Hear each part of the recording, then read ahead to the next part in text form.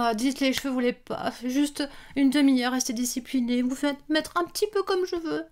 Non. Bon bah tant pis. Ah, c'est pas grave, hein, je lance la vidéo comme ça parce que sinon je vais jamais, je vais jamais la faire. Bon, bah alors on y va, hein, tant pis. Je n'y arrive pas, donc on y va comme ça. De toute façon, vous n'êtes pas là pour mes cheveux, vous êtes là pour mes tricots. Alors, bah j'espère que vous allez bien. Et puis tout d'abord, je vais vous dire un grand merci. Merci parce que j'ai eu énormément de retours positifs sur ma dernière vidéo qui se déroulait 3 ans après la vidéo précédente. Donc je suis ravie de vous retrouver encore aujourd'hui. Puis c'est vous qui me donnez cette envie de revenir à chaque fois. Donc voilà, je suis là et j'espère que le programme que je vous ai préparé aujourd'hui va vous plaire.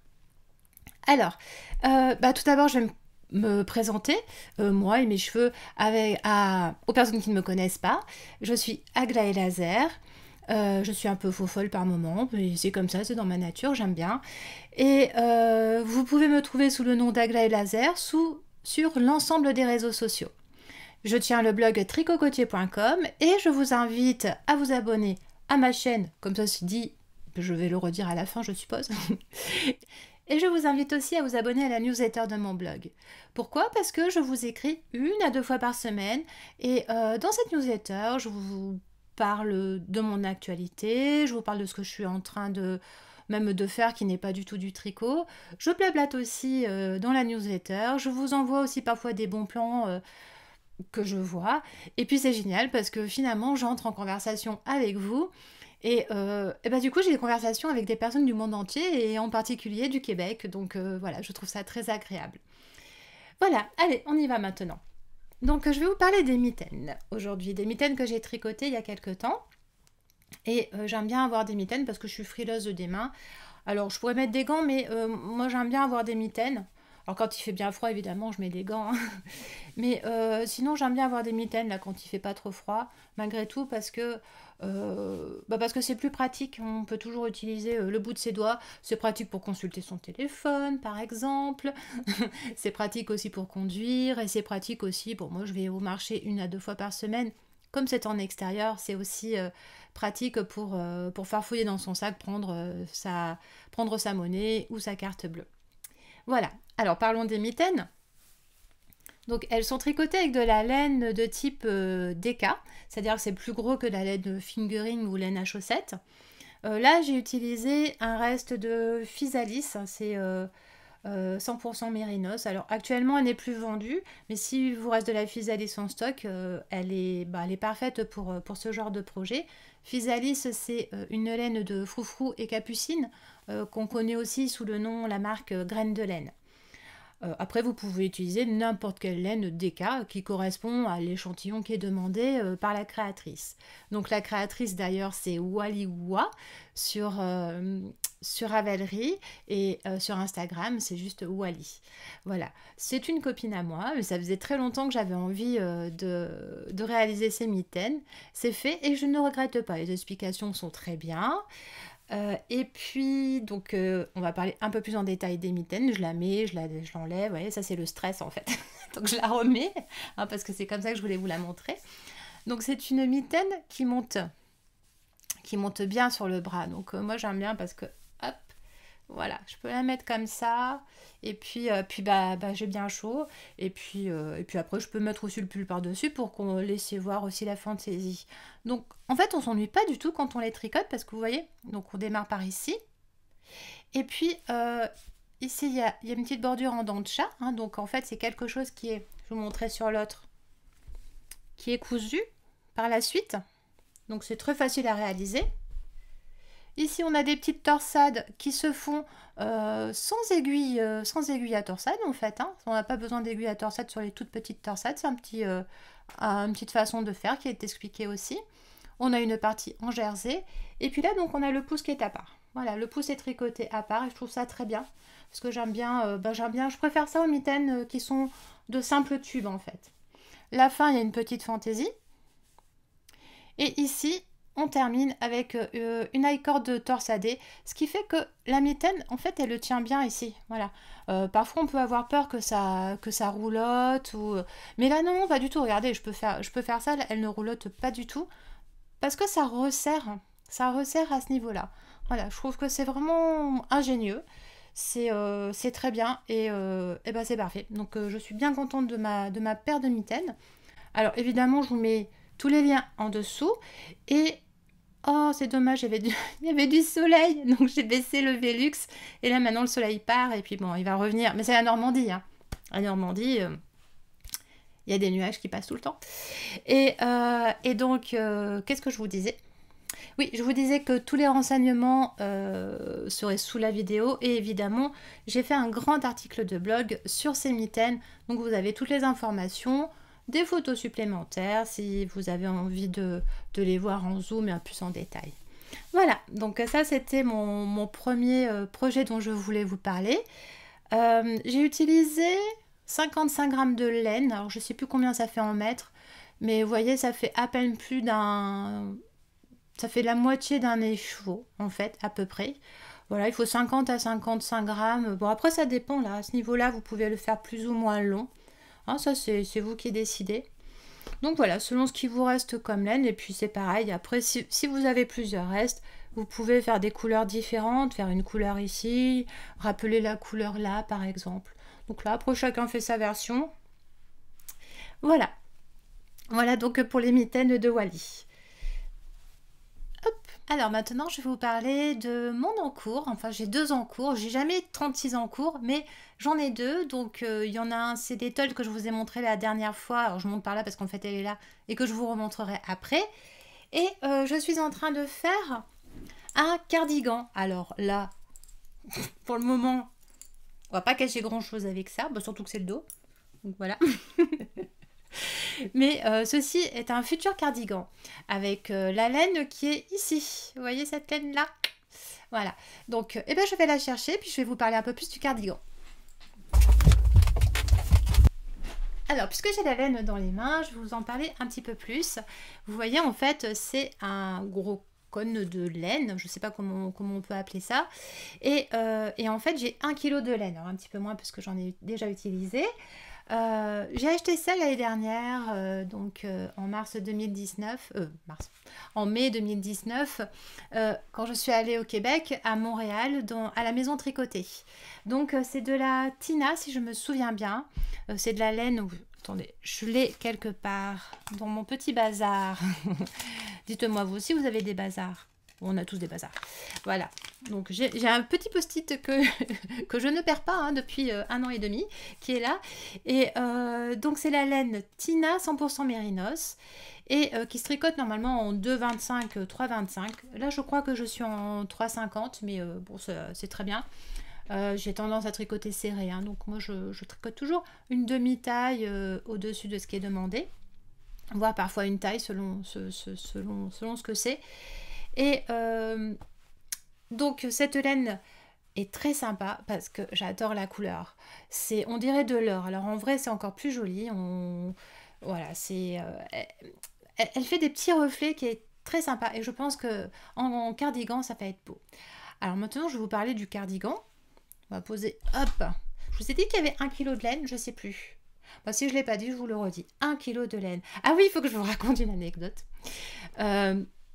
Parce que c'était gros, et c'était lourd, et que c'était au Québec, et que donc on prenait l'avion, et que c'était tellement gros qu'en fait, j'ai pas acheté que ça, hein, à la maison tricotée, j'ai acheté d'autres écheveaux, et en fait, il a fallu qu'on achète une valise de cabine, parce que ça rentrait pas. Donc voilà, donc j'ai acheté de la laine, et une valise de cabine, quand j'étais à Montréal. Bon, en même temps, on n'en avait pas, alors c'était l'occasion. Alors, je vais vous montrer donc ce que je suis en train de tricoter. Voilà, je suis en train de tricoter ce très joli modèle qui s'appelle Margot. Et c'est un cardigan qui est créé par Christelle Nioul, qu'on connaît aussi sous le nom de Crystal LK Design. Vous pouvez la retrouver donc sous ce nom-là, Crystal LK Design, sur Instagram, sur Facebook, etc. Et puis surtout sur Ravelry, puisque c'est là où sont tous ces modèles. Elle les vend aussi sur d'autres plateformes, ces modèles. Hein. Elle est aussi sur Macrist et puis d'autres Macerist, et aussi sous d'autres plateformes.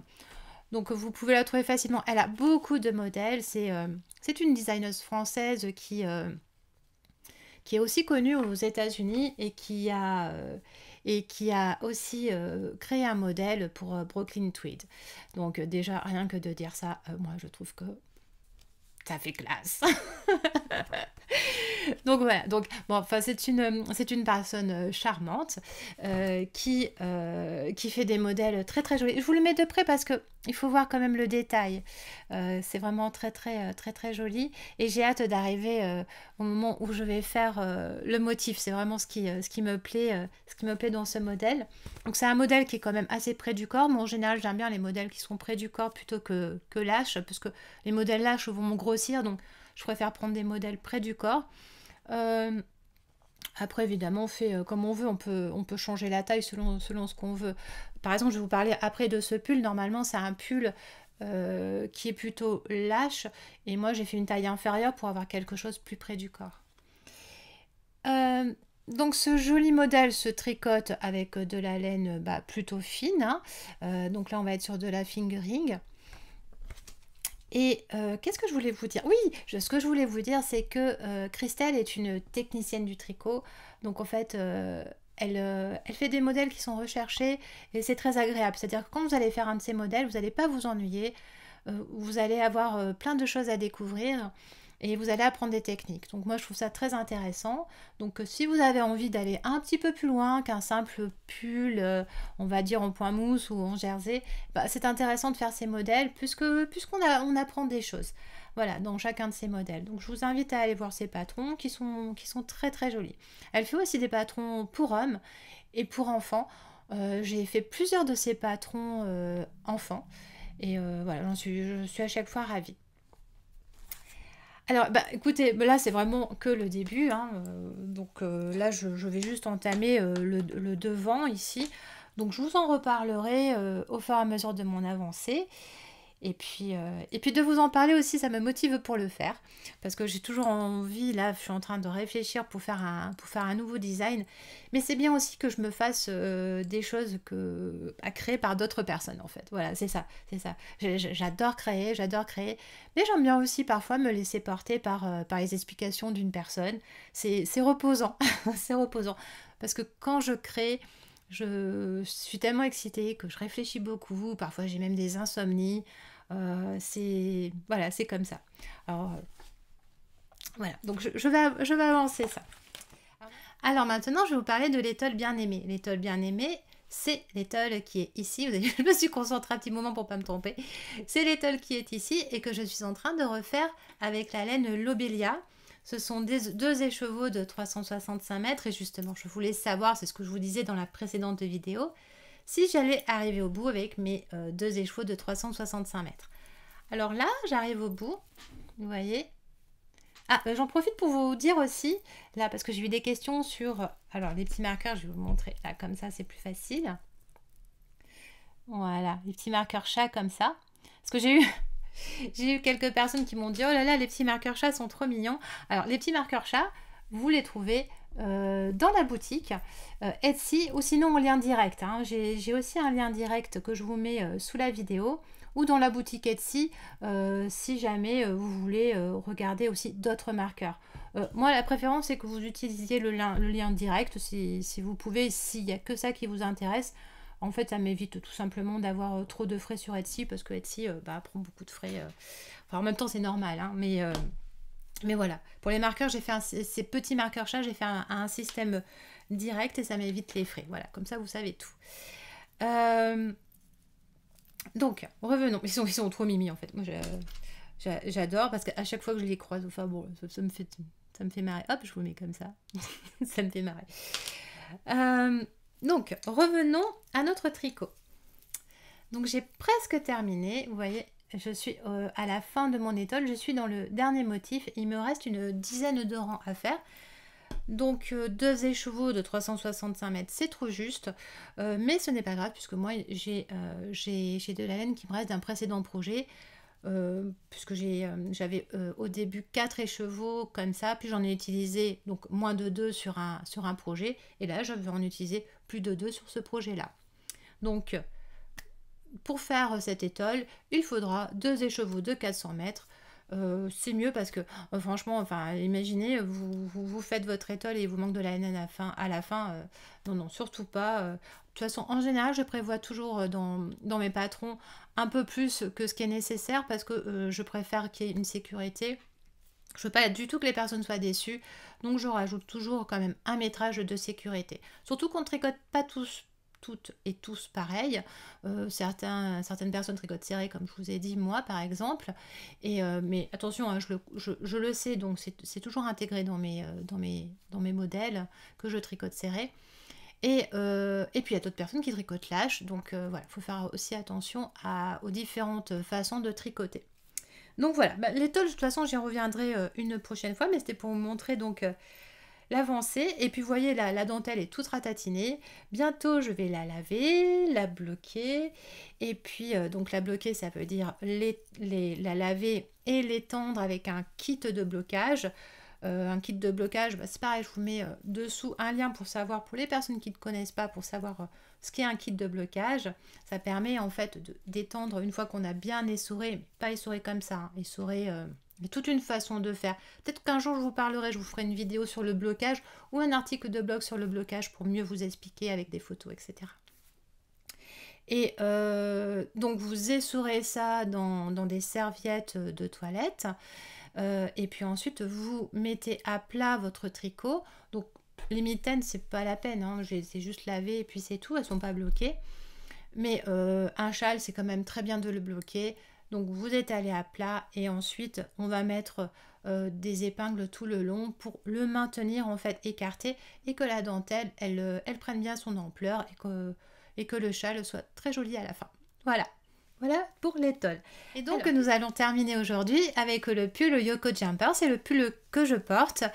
Ce pull a été créé par Les Mardi. C'est Christine, j'allais dire Christine. C'est Christine qui se cache sous le nom de marque Les Mardi. Et c'est un patron qui est en français. Je vais vous le montrer plus en détail. Donc là, je l'ai tricoté avec la laine Mairie de Madeleine et Philibert. J'ai utilisé 3 écheveaux entiers de cette laine. Donc c'est un pull qui se tricote en 2,75 pour certaines parties. Je sais plus, je pense que c'est au niveau du col. Et ensuite 3,25 pour le reste du corps. Donc, hop, le voici. Donc c'est un pull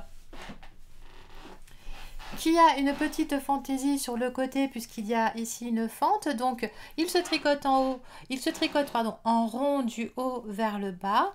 Arrivé au bas, on va séparer pour faire des côtes qui sont plus longues sur l'arrière, sur le dos. Et je suis désolée pour le bruit du parquet. Donc il y a un joli point texturé ici que j'aime beaucoup, qui est très facile à faire, hein, pas de souci. Tout est très bien expliqué. Hein. Dans les patrons des Mardi, tout est très bien expliqué. On se laisse porter tranquillement du début à la fin. C'est un vrai plaisir. Là aussi, il y a de la technique, donc c'est très agréable. J'avais fait tout un article de blog à propos de ce pull. Justement, je parlais des techniques qui étaient utilisées pour ce pull et que j'aimais bien.